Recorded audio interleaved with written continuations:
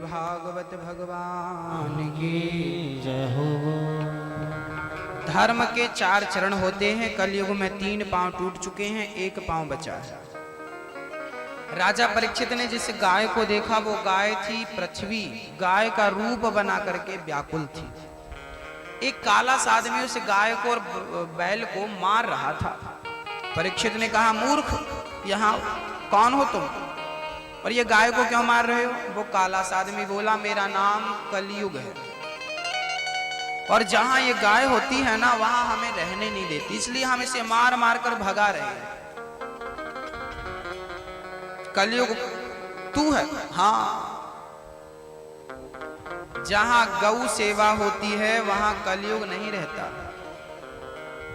कलयुग को रहने के 4 कमरे बनवा दिए परीक्षित ने। कलयुग बोला, महाराज मैं जहां जाता हूं आपका राज्य पाता हूं, सब जगह आप ही आप हैं।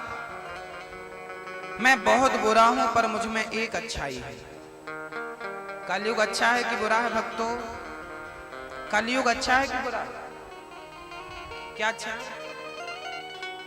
कलयुग में क्या अच्छाई है बताओ? अच्छा है ना? आपने बोला क्या अच्छाई है कलयुग में? मैया, ओ तंबाकू वाली मैया, क्या अच्छाई है कलयुग में? खाली तंबाकू मैया? क्या अच्छाई है कलयुग में? क्या मैया आप बताओ, कलयुग अच्छा है कि बुरा है? हाँ? अच्छा है? नहीं, अच्छा नहीं है, बुरा है। आपको क्या लगता है, अच्छा कि बुरा है? बोलो मैया जी, कुछ तो बोलो। अच्छा है? दादाजी आप लोग बताओ, मैया तो चुप है, वो घर पे ही बोलती हैं सास से। आप लोग बताओ, कलयुग अच्छा है कि बुरा है? हाँ? कलयुग बहुत अच्छा है। कलयुग जैसा तो सतयुग भी नहीं है, द्वापर भी नहीं है और त्रेता भी नहीं है। क्योंकि सतयुग, त्रेता और द्वापर में जो गति यज्ञ करने से मिलती थी, तपस्या करने से मिलती थी, समाधि लगाने से मिलती थी, वही गति कलयुग में केवल भगवान का नाम जपने से मिल जाती है। ये कलयुग, कलयुग केवल नाम आधारा। कृते अध्यायते विष्णु त्रेतायां यजतो मखै द्वापरे परिचर्यायां कलौ केशव कीर्तनाथ। कलयुग बहुत अच्छा है। कलयुग जोगे न जग्गे न ज्ञाना, एक आधार राम गुण गाना। तो कलयुग बहुत अच्छा। कलयुग की अच्छाई देखकर परीक्षित ने कलयुग को 4 कमरे बनवाए। कलयुग कहां कहां रहता है? अच्छा, आपके लाल माटी में कलयुग रहता है कि नहीं है? कलयुग कहां कहां रहता है सुन लीजिए। कलयुग का पहला ठिकाना द्यूतम, जहां पर जुआ होता है, जुआ, वहां कलयुग होता है। आपके गांव में जुआ होता है कि नहीं? लोग खेलते हैं नहीं? मैया जी, जुआ खेलते नहीं गांव में? नहीं। अच्छा, आपके गांव में जुआ नहीं होता? कोई जुआ नहीं खेलता? बूढ़े बूढ़े लोग खेलते होंगे? खेलते हैं पत्ता? बताओ, खेलते हैं कि नहीं? खेलते हैं। ताश? हाँ, ताश वही है, जुआ वही है। एक दादाजी जुआ खेल रहे थे। हमने कहा, दादाजी क्या कर रहे हो? जुआ क्यों खेल रहे हो इस उम्र में? नहीं महाराज जी, जुआ नहीं है, ये तो हम टाइम पास कर रहे हैं। हमने कहा, लो, बुढ़ापे में टाइम पास कर रहे हो? अब तुम क्या टाइम पास करोगे? अब तो टाइम खुद तुम्हें पास करने वाला है। अभी उम्र टाइम पास की बची है, बताओ, बाल पक गए और अभी तक तुम जुआ खेल रहे हो, टाइम पास। अरे राम राम जपो, अपना जीवन संवारो। कलयुग का पहला ठिकाना है जुआ। जुआ खेलोगे तो नाश नहीं होगा, सर्वनाश की व्यवस्था। किसका हुआ? जुआ खेला था कौरवों ने, सर्वनाश हुआ कि नहीं? एक भी कौरव जीवित बचा हो तो बताओ। अच्छा, महाभारत का युद्ध हुआ, जुआ ना होता तो क्या महाभारत होता? जुआ ना होता तो क्या भरी सभा में द्रौपदी की साड़ी खींची जाती? बताइए। तो जुआ जिम्मेदार है कि नहीं? नारी के अपमान में जुआ जिम्मेदार है कि नहीं? नरसंहार, महाभारत जैसे नरसंहार में जुआ जिम्मेदार है कि नहीं? तो जुआ को बंद करना चाहिए कि नहीं? आपके गांव में कसम खा लो सब लोग, कोई जुआ नहीं खेले। बूढ़े जुआ खेलते हैं तो बच्चे बिगड़ते हैं। गांव के बच्चे बर्बाद नहीं है, गांव के बुढ़े बर्बाद है। देश के बूढ़ों ने देश का बंटा ढार कर दिया। बच्चों से देश बर्बाद नहीं हुआ, बूढ़ों से देश बर्बाद हुआ। बूढ़ों ने जुआ ना खेला होता तो क्या आपके बच्चे जुआ खेलते? हमने तो ये तक देखा है कि बूढ़े बूढ़े बच्चों को बिठा लेते हैं। भाई आपने किसी दूसरे बच्चे को बिठा लिया, दूसरे बच्चे मतलब जवान कोई लड़का है उसे बिठा लिया, आ बेटा जुआ खेल के, उसको भी सिखा दिया, फिर उसने 4 को सिखाया, बर्बाद हो गए। तो जुआ खेलने वाले बूढ़ों को तो डंपर में भरो, सीधे हरिद्वार छोड़ के आओ।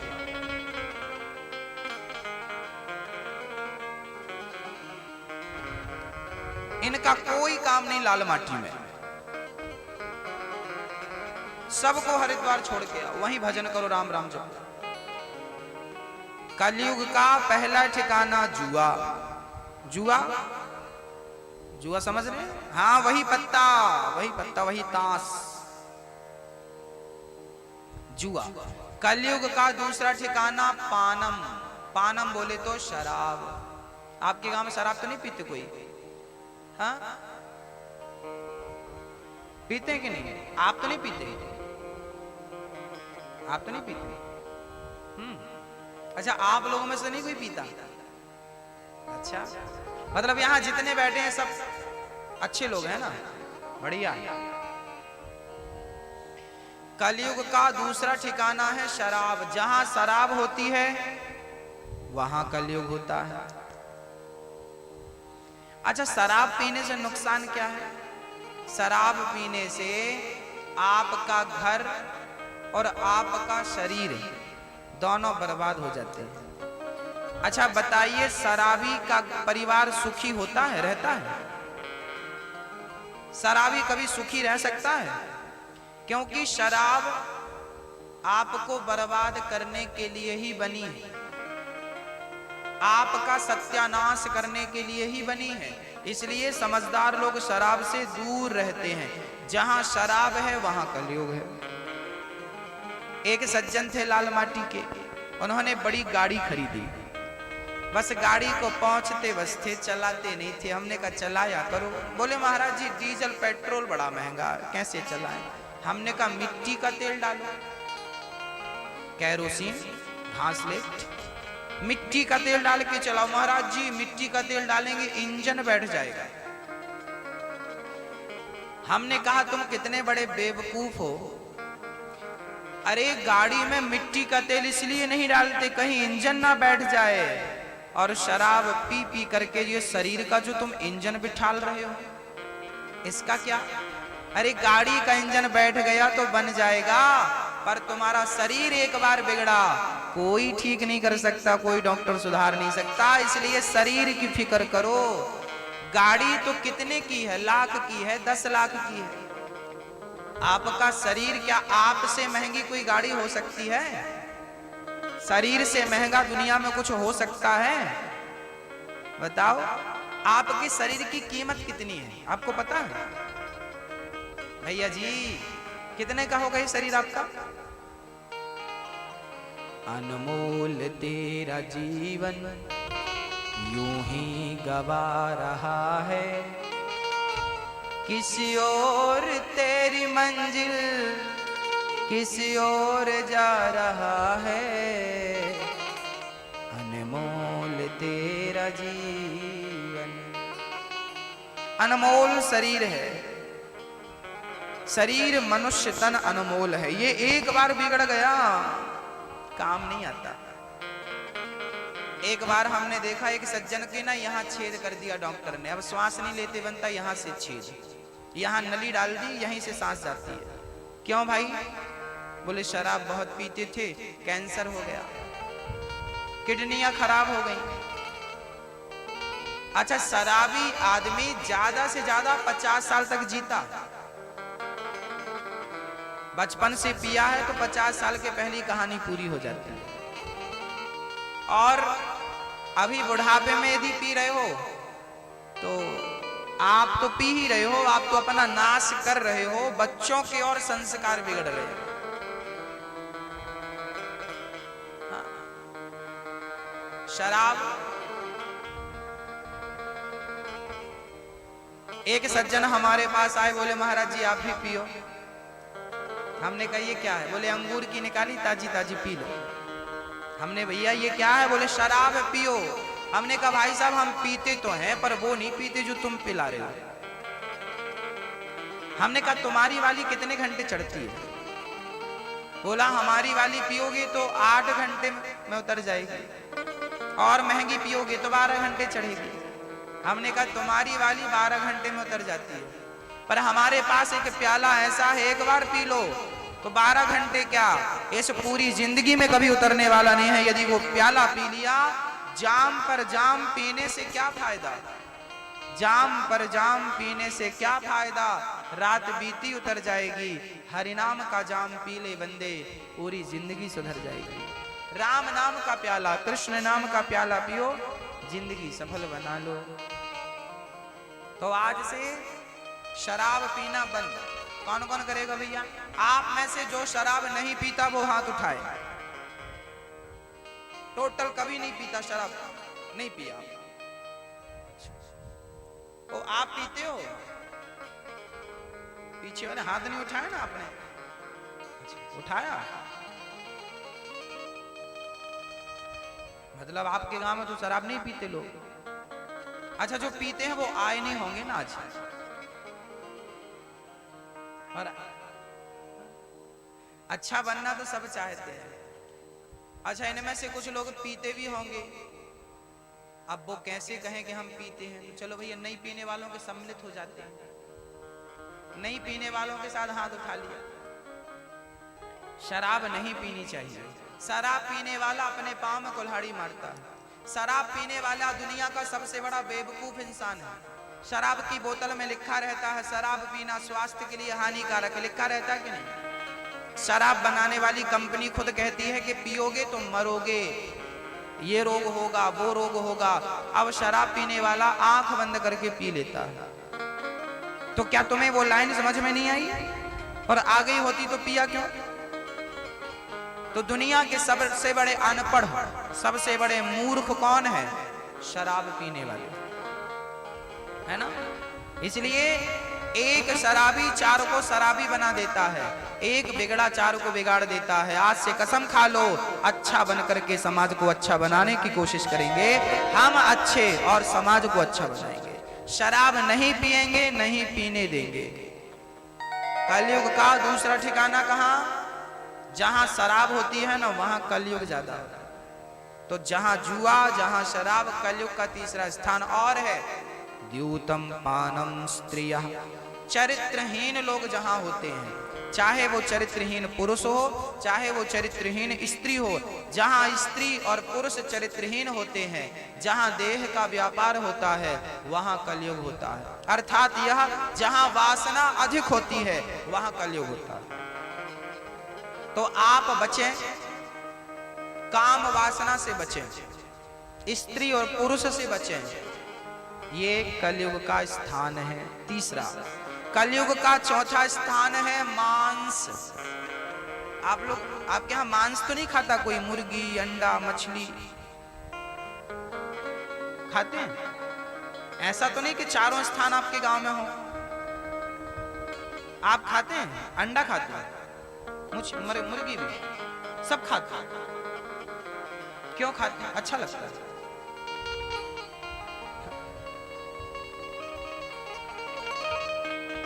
जहां मांस होता है वहां कलयुग होता है। अच्छा बताइए, एक बार हम ट्रेन में यात्रा कर रहे थे, एक मैया हमारे पास में आकर बैठ गई। अचानक ऐसी बात चली तो हमने मैया से पूछा, मैया जी आप मांस खाती हो कि नहीं? हाँ महाराज जी हम तो खाते हैं। हमने कहा मैया मांस खाती हो, क्यों खाती हो? बहुत अच्छा लगता है। हमने कहा आपको अच्छा लगता है इसलिए आपने कितने जीवों की हत्या कर दी? अपने स्वाद के लिए क्या किसी की जान लेनी चाहिए? क्या अपने स्वाद के लिए किसी की जान लेना अच्छी बात है? हमारे धर्म में, हमारे भारत में कभी हिंसा नहीं करते थे। अहिंसा ही परमो धर्म। हम लोग मच्छर को नहीं मारते, चींटी को मारना पाप समझते। चींटी को मत मारना, पाप लगेगा।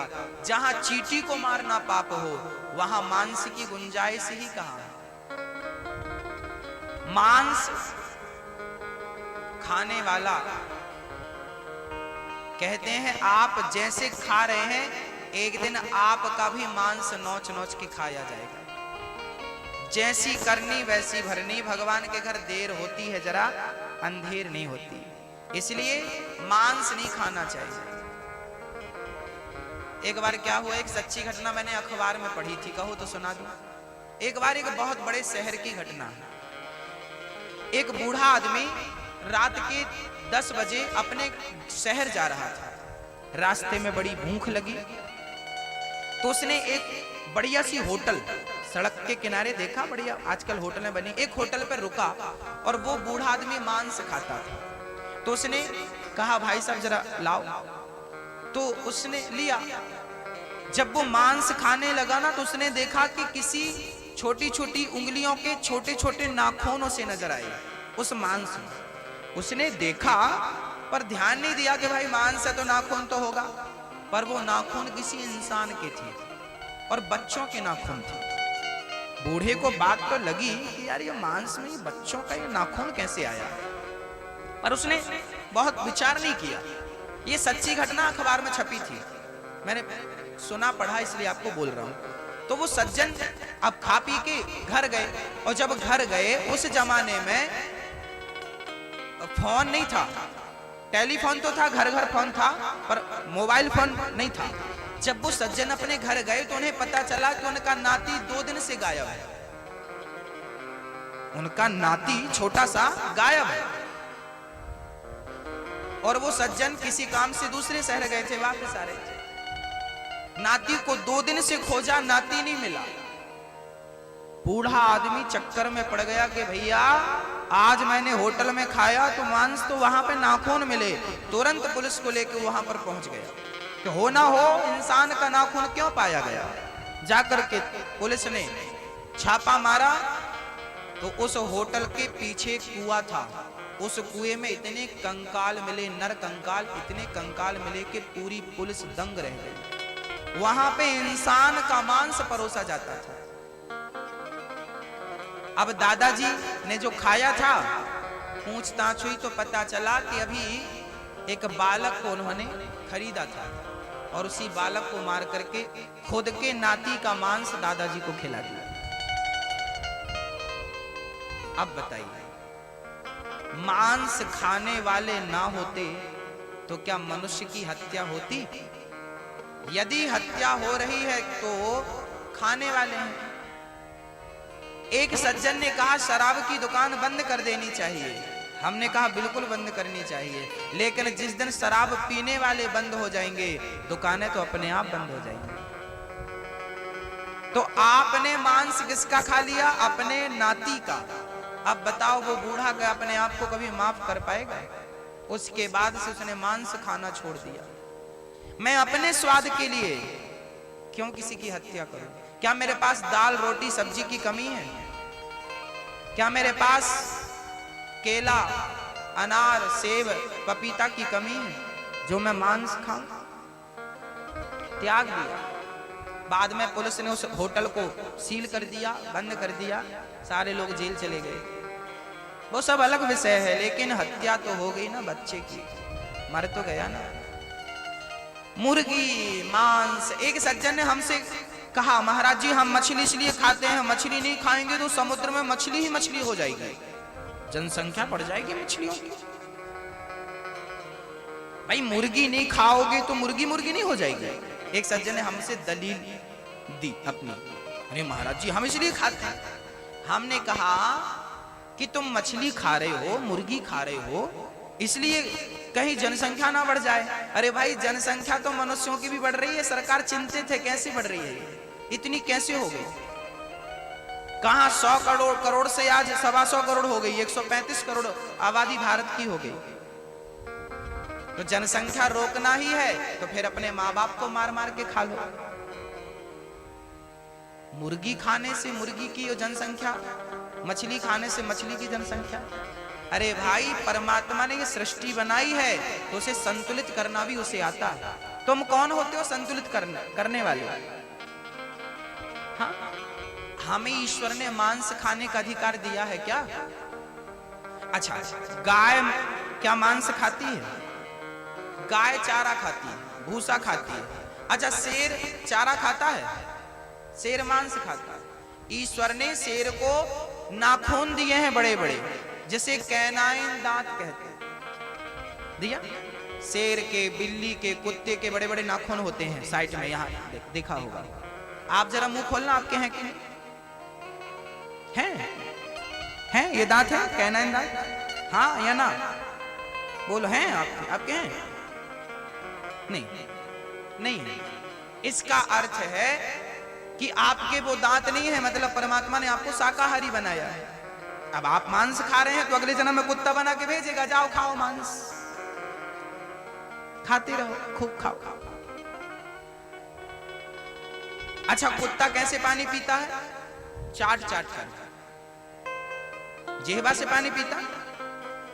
और गाय कैसे पानी? शाकाहारी जानवर मुंह से पानी पीता है, जबकि मांसाहारी जानवर जिह्वा से, जीभ से चाट कर पानी पीता। कुत्ता कैसे पानी पीता?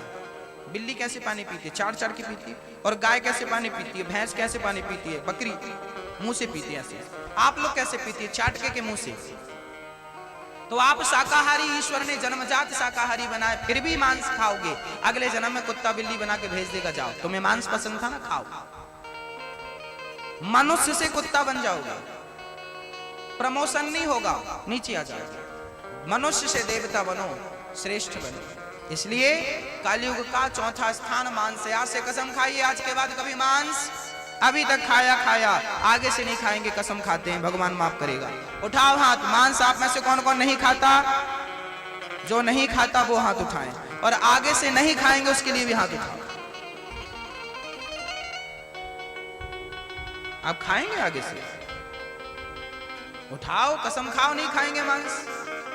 नहीं, मांस नहीं खाएंगे। अंडा, मुर्गी, बकरी, कुछ भी नहीं। शुद्ध दाल, चावल, सब्जी, रोटी, प्रेम से खाएं।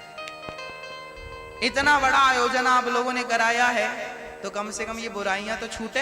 ये नहीं छूटेंगी तो कथा कराने का क्या अर्थ है? इतना पैसा आप लोगों ने लगाया, क्या अर्थ है?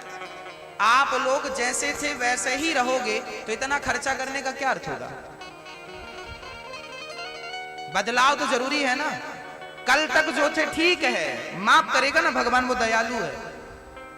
वो तो शरण में आ जाए ना तो माफ कर देता। शरणागत कहूं जे तजहि हित अनहित अनुमान, ते नर पावर पापमय ते नहीं बिलोकत हान।